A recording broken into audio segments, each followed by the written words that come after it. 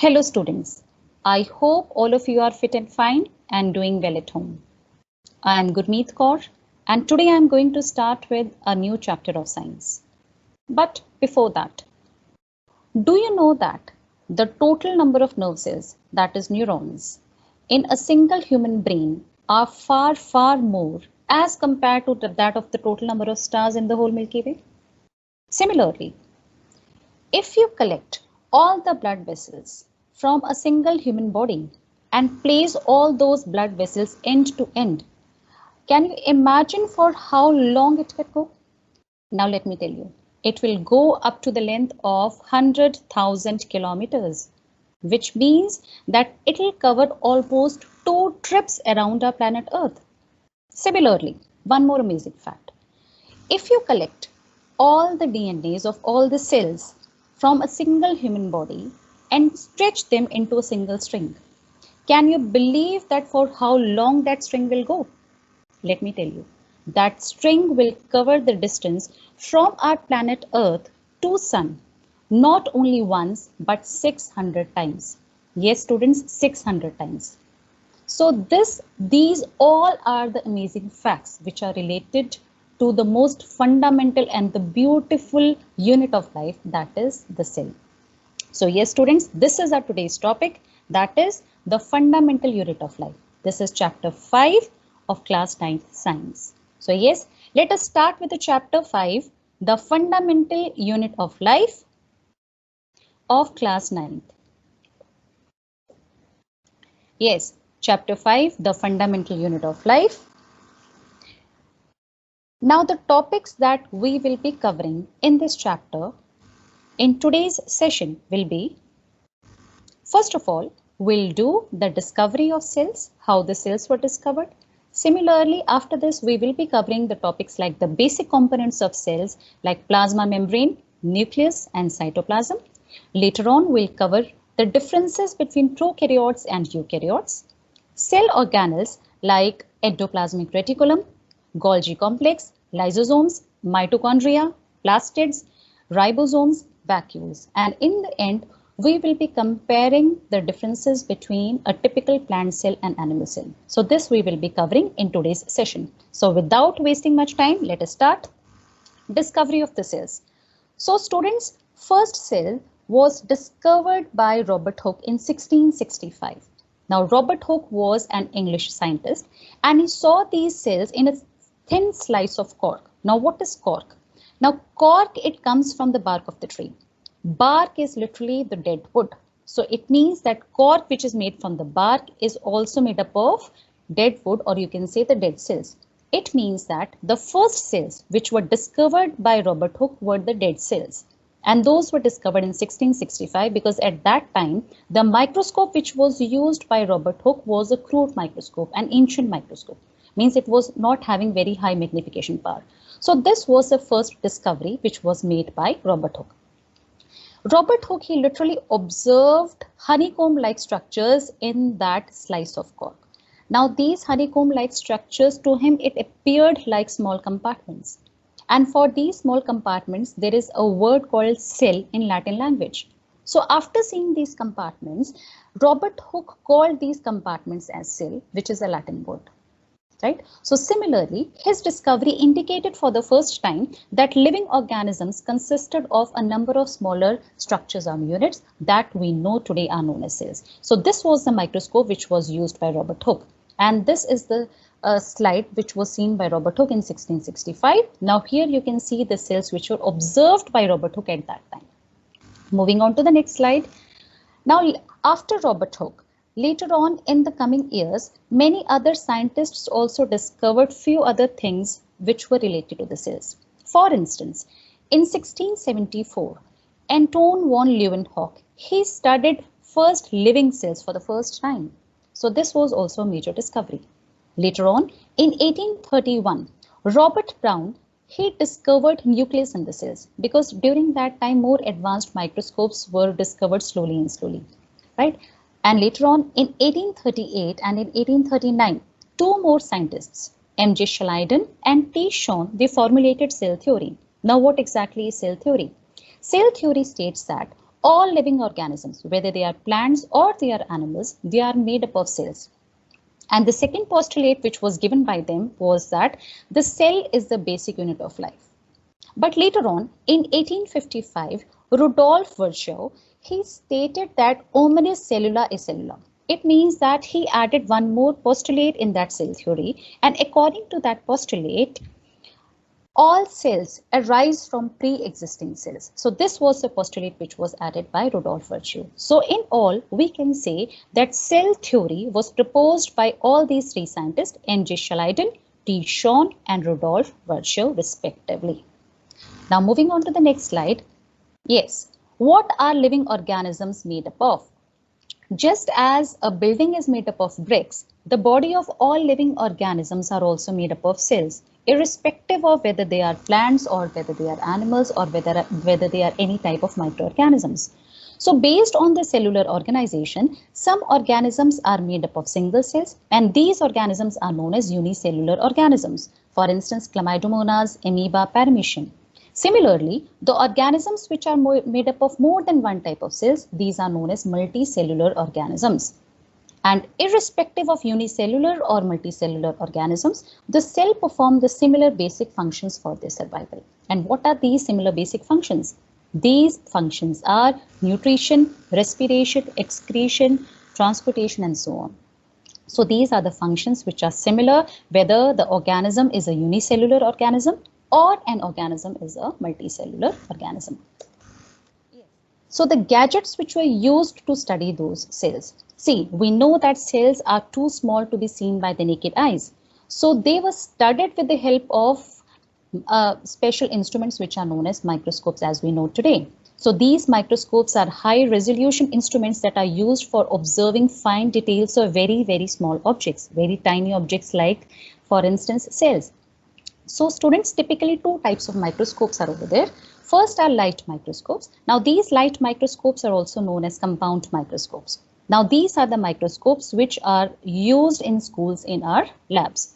Similarly, the second one are the electron microscopes. Now electron microscopes are being used in bigger laboratories where any sort of, you can say, major works are being going on in scientific areas. So electron microscopes are being used over there. And similarly, light microscopes, they are having lesser magnification power as compared to that of the electron microscopes. So basically, these are the gadgets which are being used for studying cells, because cells are very, very tiny, you can say, units which cannot be seen by our naked eyes.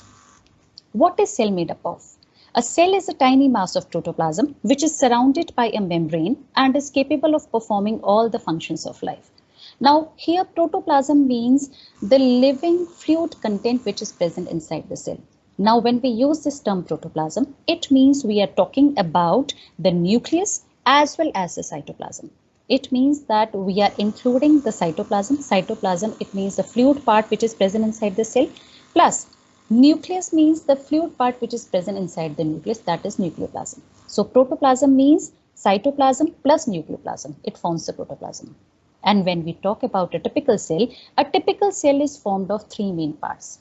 What are these parts? These parts are plasma membrane, second one is the nucleus, and third one is the cytoplasm. And all these three will be doing in the coming slides.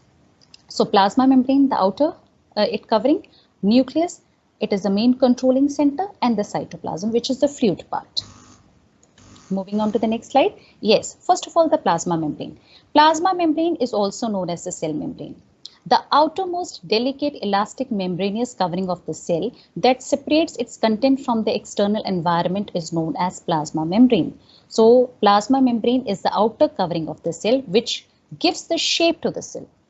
Now, if there would be no plasma membrane, then quite possible the cytoplasms of different cells can mix with each other. So the main function of plasma membrane is to give an appropriate shape and structure to the cell. Similarly, this plasma membrane is selectively permeable membrane. Selectively permeable means it allows the entry of some selective substances into the cell, because it is not that all the things or all the different substances with which the cell comes in contact with, all are not important. Only some of the substances which are required by the cells, only those substances are being taken in. by the plasma membrane. So that is why it is known as selectively permeable membrane. Now similarly, this plasma membrane, it is made up of bilipid layer and proteins. It means that two layers of lipids are present, and in between these two layers of lipids, proteins are present. Some of the proteins are embedded inside this lipid layer and some of the proteins are present outside. So basically, plasma membrane is made up of lipids and proteins. Small carbohydrates are attached at the bases to outer surface of the lipids and proteins also. It means carbohydrates at few places also forms a part of plasma membrane. Similarly, in the functions of plasma membrane, it gives shape to the content of the cell. It acts as a mechanical barrier. It is a semi-permeable membrane. It causes endocytosis and recognition center.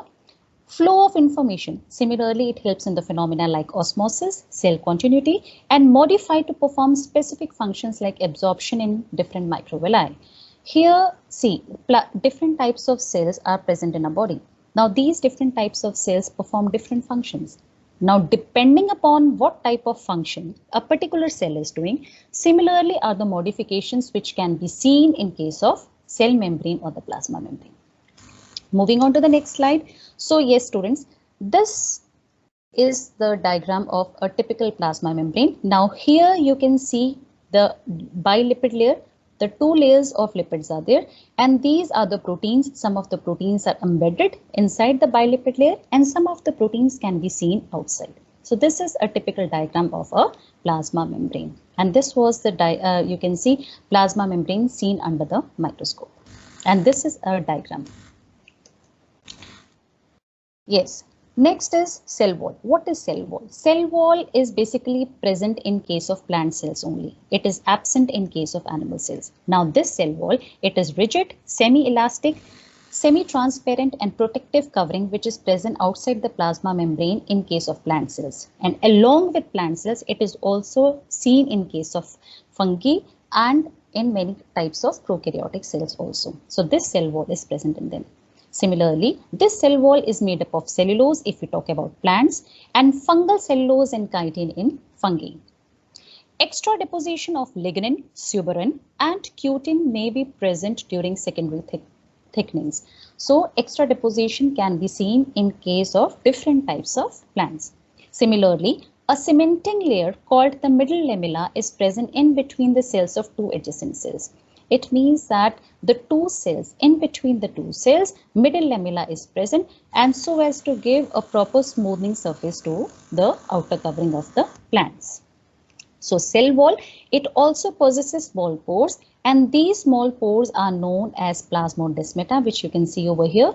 The main function of plasmodesmata is it helps in the circulation of material from one cell to another cell. It means that these cells are not airtight compartments.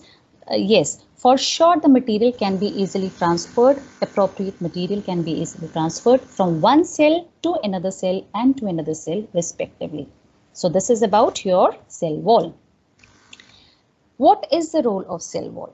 So students, the basic function of the cell wall is, first, it provides shape to the cell. Similarly, it provides mechanical strength to the cell. It protects against pathogens and mechanical injury. Growth of the cell wall determines the growth of the cell. Similarly, cell wall prevents bursting of the cell on endosmosis and ability to withstand a lot of variation in nature. So in all, we can say that the basic function of the cell wall is it provides an appropriate shape to the cell, and along with that, it acts as a sort of protective shield for the cell by giving a mechanical strength and preventing it against any type of mechanical injury. So this is the role of a typical cell wall. Moving on to the next slide. Yes, students, next we come to the nucleus. Basically, the nucleus is known as the cell brain. Dense protoplasmic body that contains hereditary information controlling cell activities as well as for the transfer of next generation.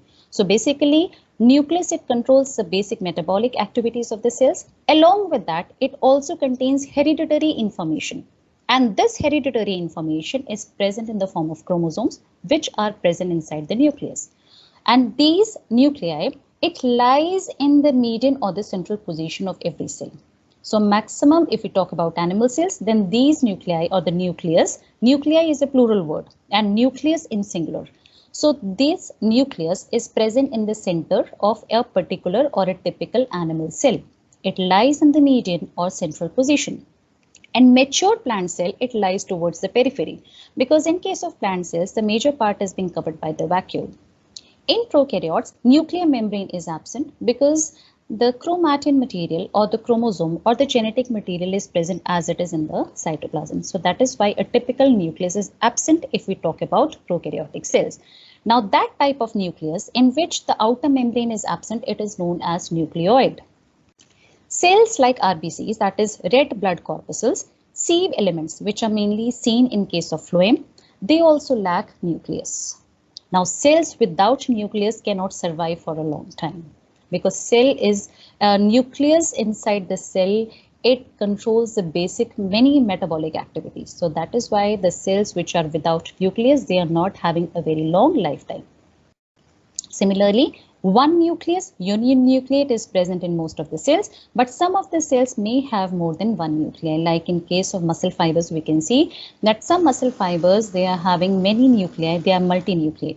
But majorly what we can see is that every cell is having a single nucleus. So the cells which are having a single nucleus, they are known as uninucleate. Similarly, the cells which are having more than one nucleus, they are known as multinucleate cells respectively. Moving on to the next slide. What is nucleus made up of? So students, a typical nucleus is made up of a nuclear envelope, nucleoplasm and nucleolus. What is nuclear envelope? Nuclear envelope is a double membrane covering which separates the nucleus from the cytoplasm. It contains many nuclear pores, and as you can see over here, these are the nuclear pores. And nuclear pores allow exchange of material between the nucleus as well as the cytoplasm. This is nucleus and this is the cytoplasm, and these are the nuclear pores which you can see over here. Similarly, nucleoplasm is colorless, dense sap which is found inside the nucleus, in which chromatin and nucleolus are suspended. Chromatin is the basic genetic material, and what is nucleolus? Nucleolus is a round structure which is found inside the nucleus. It is rich in RNA. RNA means ribonucleic acid and proteins, and it is a major site for ribosome formation. So nucleolus is the place which is mainly responsible for the formation of ribosomes. Moving on to the next slide. Yes, students, this is a basic structure of a nucleus. You can see here the outer membrane, the inner membrane, the fluid part which is known as nucleoplasm. Inside here we can see nucleolus, chromatin material, nuclear lamina, the outer layer which is known as nuclear envelope, and the nuclear pores. So this is the diagram of a typical nucleus. So this is a diagrammatic structure, and this is what we can see under the microscope. Moving on to the next slide. Yes. The genetic material which is present inside the nucleus, they are known as chromosomes. So what are these chromosomes? The thread-like structures which are formed by condensation of chromatin during cell division are known as chromosomes. They are referred to as hereditary vehicles. Why they are known as hereditary vehicles? Reason being, these chromosomes, they carry genes. Now, for each and every character, there is one gene. So whenever a cell goes for division, at that time, these chromosomes or this chromatin material, it forms a copy of itself. And when two new daughter cells are being formed, they are almost similar to that of the parents. What's the reason behind that? The reason behind that is this genetic material which is being passed on to these daughter cells. So this you can see the chromosomes, they carry the basic, these are known as the hereditary, you can say units, because they carry the genetic material from one cell to another, that is from the parent cell to the daughter cells. So these chromosomes are made up of DNA and proteins. Full form of DNA is deoxyribonucleic acids. A chromosome consists of two similar threads which are known as chromatids.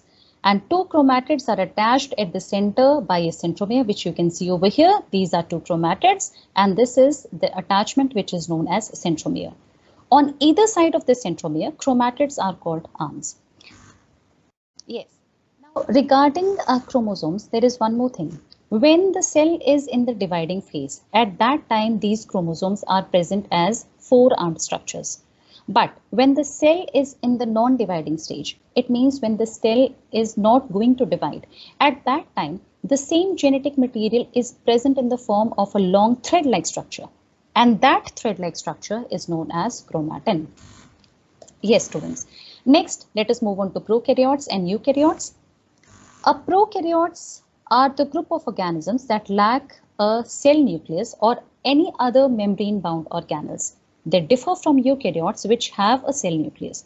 Prokaryotes are single-cell organisms such as bacteria and are roughly 1 micrometers in diameter. So basically, prokaryotic cells are the cells in which maximum cell organelles are absent except for ribosomes. They contain ribosomes.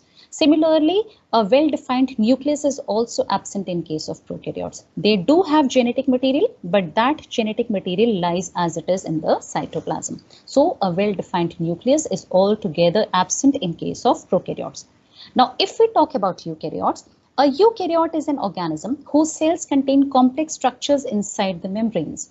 The defining membrane-bound structure that sets eukaryotic cells apart from prokaryotic cells is the nucleus. So it means that eukaryotes are those which are having well-defined nucleus, plus all the cell organelles which we can think of in a cell are present in case of eukaryotic cells. So these are the basic differences between a typical prokaryotic cell and a typical eukaryotic cell.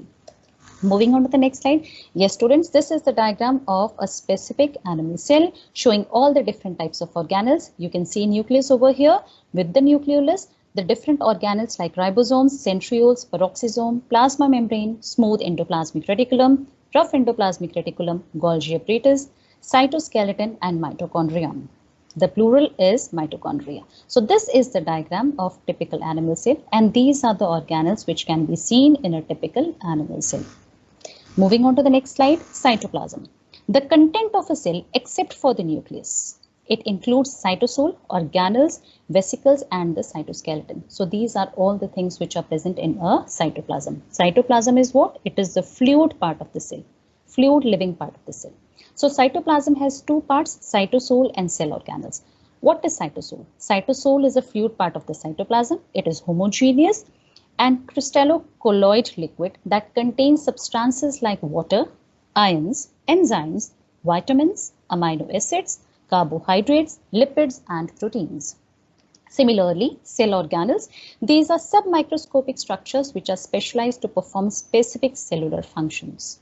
Similarly, cell organelles may be bounded by membrane in eukaryotes, but in case of eukaryotes, they lack membrane-bound organelles. Similarly, viruses, they also lack cytoplasm as well as membranes. So that is why viruses are not included either into the category of plants or into the category of animals. They come at the borderline of even the living and non-living organisms also. Moving on to the next slide, endoplasmic reticulum. The endoplasmic reticulum is a network of interconnecting membranes distributed throughout the cytoplasm. The internal compartment, called the lumen, is a separate part of the cell with a distinct protein and ion composition. The endoplasmic reticulum folding generates a surface area much greater than that of the plasma membrane. At certain sites, the ER membrane, that is endoplasmic reticulum membrane, is continuous with that of the outer nuclear envelope. So students, two types of endoplasmic reticulums are there. First is rough endoplasmic reticulum. Why it is known as rough? Because it contains ribosomes on the outer surface, and it is mainly concerned with or related with the formation of proteins. Similarly, smooth endoplasmic reticulum. Why it is known as smooth? Because on the surface, the ribosomes are not present over there. So it gives a smooth look when we see it under the microscope. So it is devoid of ribosomes, but the basic function of smooth endoplasmic reticulum is it helps in the formation of lipids. So this is the basic difference between a rough endoplasmic reticulum and smooth endoplasmic reticulum. Yes. So this is the diagram of endoplasmic reticulum. Rough endoplasmic reticulum you can see over here. These are the ribosomes which are present on the surface, which helps in the formation of proteins. Similarly, smooth endoplasmic reticulum, in which you cannot see any type of ribosomes, but yes, they do help in the synthesis of lipids. Functions of endoplasmic reticulum: rough involved in protein synthesis, smooth involved in lipid synthesis. And similarly, ribosomes are absent in case of smooth and they are present in case of rough endoplasmic reticulum. And both of these, you can say, proteins and lipids which are being formed by rough endoplasmic reticulum and smooth endoplasmic reticulum respectively are used in the formation of different types of membranes. Now these membranes can be the outer membrane, that is the overall membrane which is present around the cell. Along with that, the different types of organelles which are present inside the cell, even they are covered with different types of membranes. So for the formation of all these different types of membranes, whatever raw material is required, that raw material is being provided by this endoplasmic reticulum. And that particular process is known as membrane biogenesis. Moving on to the next slide, Golgi complex. Golgi complex is an organelle of membrane-bound sacs, tubules, vesicles which secrete complex biochemical substances. Golgi is a single complex in animal cells. In plants, they form separate units which are known as dictyosomes. Similarly, membrane-bound sacs of Golgi are known as cisternae. Cisternae occurs in sacs, tubes, vesicles occur in their periphery. So these Golgi complex, they are present in close association of endoplasmic reticulum. So whatever are the things which are being formed in endoplasmic reticulum, whether we talk about proteins or we talk about lipids, they are being transferred to Golgi complex. Now in the Golgi complex, all these proteins and lipids, they are being modified to form more complex substances. Now these complex substances are being transported to different parts of the cells and there they are being used for different processes. So the basic function of Golgi complex is storage, packaging and modification of the substances which are being formed by endoplasmic reticulum. Yes, you can see over here, there is a close connection of Golgi complex. Here in the diagram, you can see there is a close connection of Golgi complex with that of endoplasmic reticulum. Functions of Golgi is Golgi apparatus or Golgi complex. It is one and the same thing. It is involved in the repair and the synthesis of the cell membrane.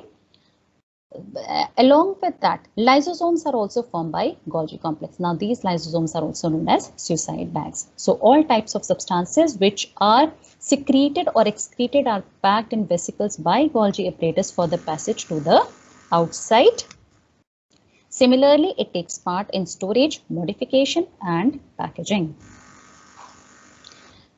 Next are the lysosomes. Now these lysosomes are formed by Golgi complex. Now these lysosomes, they contain very powerful digestive enzymes. So because of this, these lysosomes are also known as suicide bags.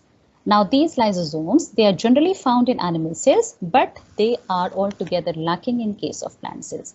They are small spherical vesicles. They are covered by a single membrane and they contain digestive enzymes for intracellular digestion as well as waste disposal. Now these enzymes are specifically synthesized by rough endoplasmic reticulum. Now why these are known as suicide bags? Reason being, if all of the cell or the whole of the cell is not functioning properly, at that time these lysosomes burst.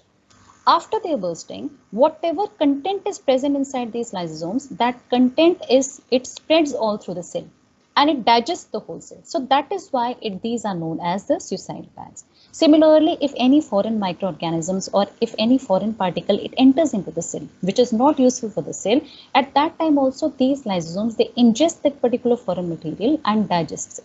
So that is why these are also known as the cleansing agents or the scavengers of the cells. So they are known as suicide bags, they are known as cleansing agents, as well as they are also known as scavengers. Mitochondria. Mitochondria, they are known as a powerhouse of the cell. These are rod-shaped cell organelles of aerobic. They are mainly found in aerobic eukaryotes, which take part in Krebs cycle. Now, these mitochondria, they are known as powerhouse of the cell because they contain enzymes which are necessary for the total oxidation of the food and release of high amount of energy in the form of ATP. ATP is adenosine triphosphate. Now every mitochondria, it is bounded by two membranes, one outer membrane which is smooth and totally porous, and the other one is the inner membrane which is folded to form cristae. Now these cristae are useful in the formation of ATP. Now these cristae, they contain oxysomes.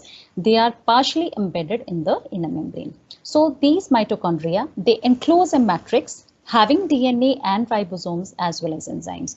So DNA and ribosomes, because of the presence of DNA and ribosomes, the mitochondria are known as semi-autonomous organelles, and they are also known as strange organelles. Reason being, because they are having their ribosomes, so because of this reason, they can form some of their own proteins. Similarly, because they are having their DNA, then even they can, you can say, replicate on their own. Even if the cell is not dividing, they can divide on their own.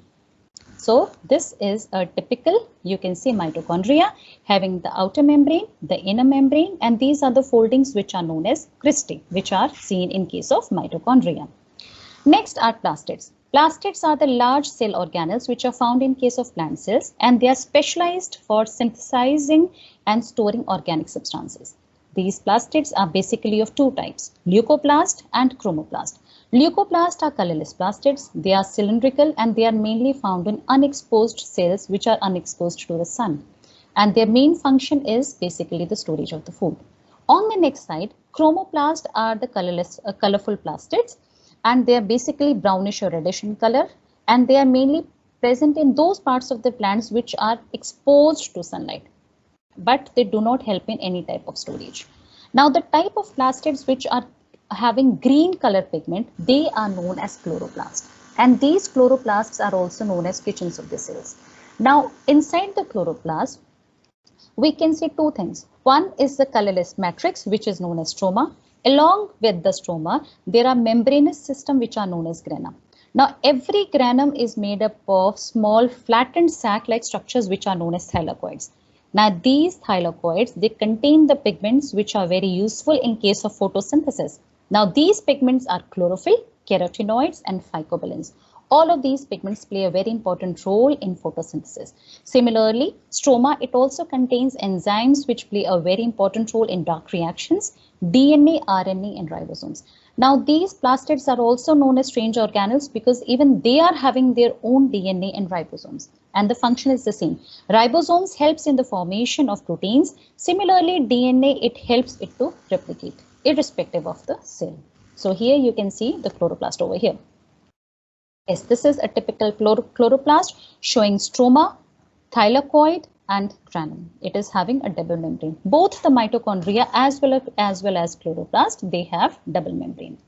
Next are ribosomes. Ribosomes are small rounded bodies. They can be present either freely in the cytoplasm or they can be attached to the surface of endoplasmic reticulum. So they are composed of RNA, that is ribonucleic acids and proteins, and they are basically their main function is the formation of proteins. Now these ribosomes are absent in case of typical mammalian RBCs, that is red blood corpuscles. And these are the ribosomes which are the specific sites for the synthesis of proteins. Vacuoles, these are the storehouses of the cells. Membrane-bound non-cytoplasmic cells that contain non-living solid or liquid content.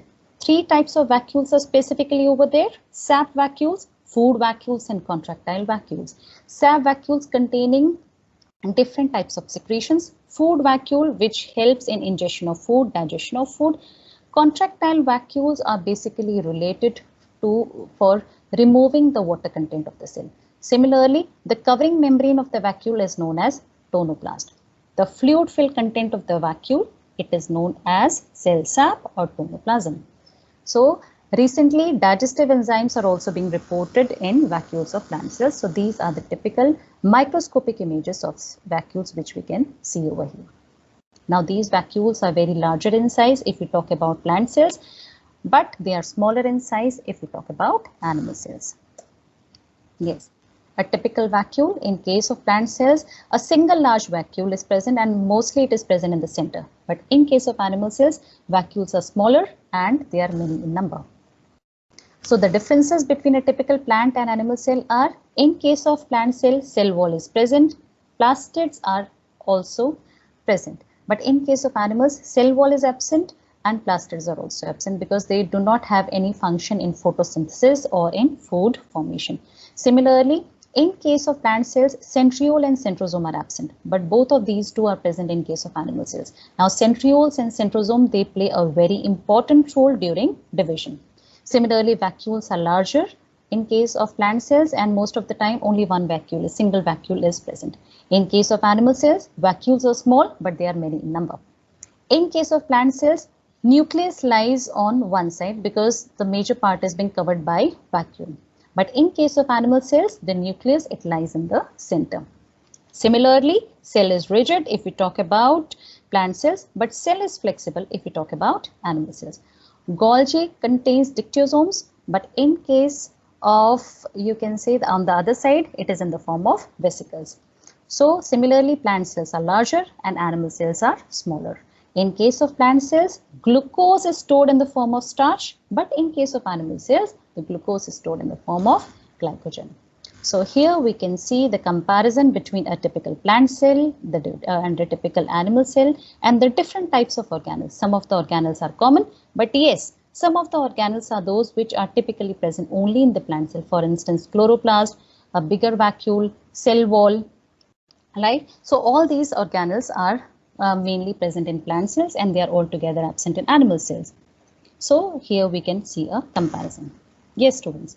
So I think the concept is clear to all of you, but then also just to recapitulate all the things that we have covered today, let us go for a brief recapitulation. Now for that recapitulation, a small video is over here. This is overview of the cell structure.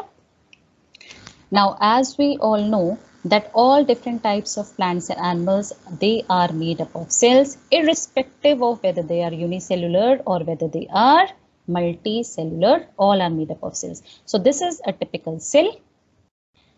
Now, in case of every cell, whether it is a plant cell or whether it is an animal cell, the basic structures are every cell is having a cell membrane. Every cell shows the fluid part which is known as cytoplasm. Similarly, every cell is having nucleus. Inside the nucleus, the genetic material is present, which is present in the form of DNA. DNA is deoxyribonucleic acid.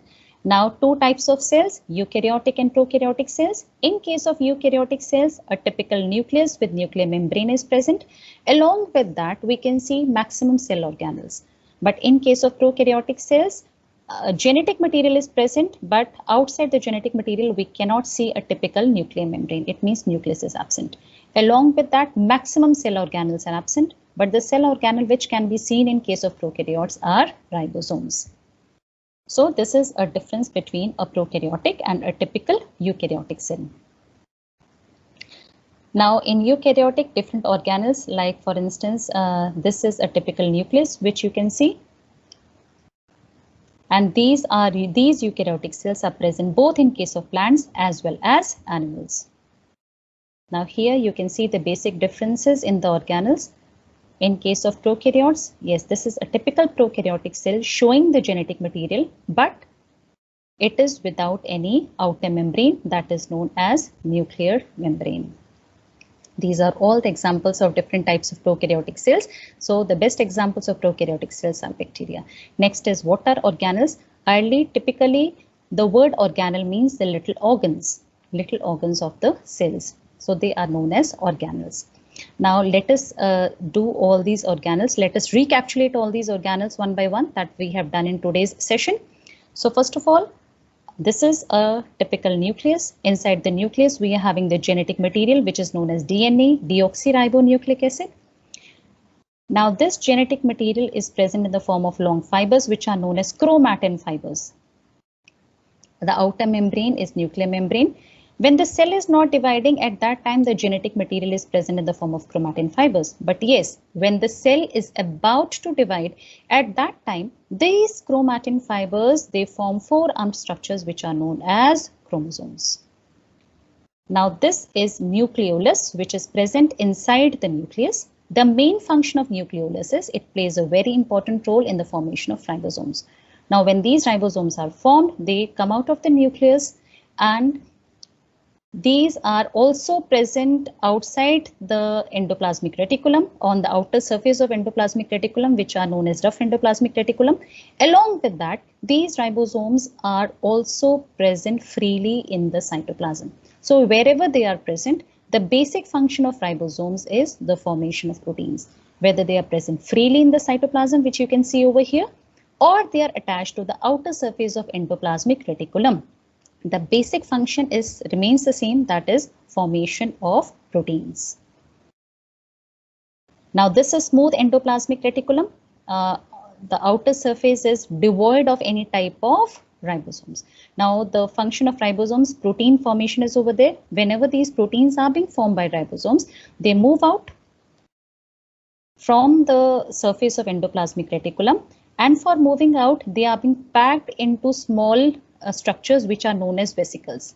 Now these vesicles, they pack the proteins and they carry these proteins to apparatus which is known as Golgi body or Golgi apparatus. Now these proteins enter inside the Golgi apparatus, and inside the Golgi apparatus these proteins are converted into complex structures. Simple proteins are formed into complex proteins. Now these are the proteins which later on gets attached with other types of molecules also. For instance, they can be attached to lipids. Along with that, they can also be attached to carbohydrates. So like this, they form complex, you can say, substances. So these are typical plant and animal cells. You can see vacuoles over here. Plant cells showing a larger vacuole, which is mainly present in the center. In animal cells, the vacuole is smaller. So this is a large central vacuole which is seen in case of plant cells. In case of animal cells, vacuoles are smaller, but they are more in number. These are lysosomes, which are also known as suicide bags.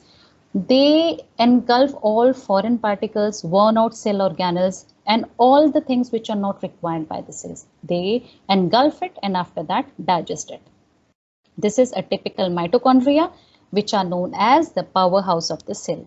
Why they are known as powerhouses? Because they help in the formation of ATP, that is adenosine triphosphate, during the process which is known as cellular respiration. So this is a typical mitochondria. The cells which are more active, in those cells more mitochondria are present, but the cells which are not so active, in those cells lesser number of mitochondria are present. Now along with mitochondria, there are cytoskeleton. Now this cytoskeleton of the cell is mainly made up of microfilaments. These microfilaments are made up of proteins. Along with microfilaments, microtubules are also over there, which provides a structure. Similarly, in case of plants, we are having one more unique cell organelle, which are known as chloroplast, because of which the cells are green in color, and these chloroplasts are typically present only in case of plant cells and absent in case of animal cells. This is a typical chloroplast, students, which you can see over here. These chloroplasts, the basal part, or you can say the liquid part, is known as stroma. Similarly, these are spraque-like structures which are known as grana, and they help in photosynthesis. Now, in case of plant cells, we are having outside the cell membrane, we are having one more membrane which is known as cell wall. This is a rigid cell wall which again is seen only and only in case of plant cells. Now, apart from this, there are some other unique structures also which are seen in some typical type of cells according to the function which they perform. Now, what are these? Similarly, if we can see in case of human respiratory system, the cells which line the respiratory tract, in those cells we can see these hair-like processes. These hair-like processes are known as cilia. Now, the basic function of cilia is they filter out any dust particles if those dust particles by accident they enter inside your respiratory tract. Similarly, in case of bacteria, we can see this flagella. Now, these are also the processes which are seen in case of bacteria, and these flagella, they basically help in the movement of bacterial cells. So these are some of the organelles which are present specifically. Now, yes, in case of sperm cells also the flagella are seen. Now, these are the flagella which are typically seen in case of human cells, which are the sperm cells. Yes, students. So in the end, eukaryotic cells are plant and animal cells with a nucleus and maximum membrane bound organelles. Similarly, in case of prokaryotic cells, these are unicellular organisms without a nucleus or membrane bound enclosed organelles. All cells, they have cell membrane, cytoplasm and genetic material. And both plant and animal cells, they have mitochondria. So yes, students, I hope today's topic is clear to all of you. Yes, students, I hope all the topics are clear to all of you. So, a big thanks to all of you. Have a nice day and God bless you all. Thank you.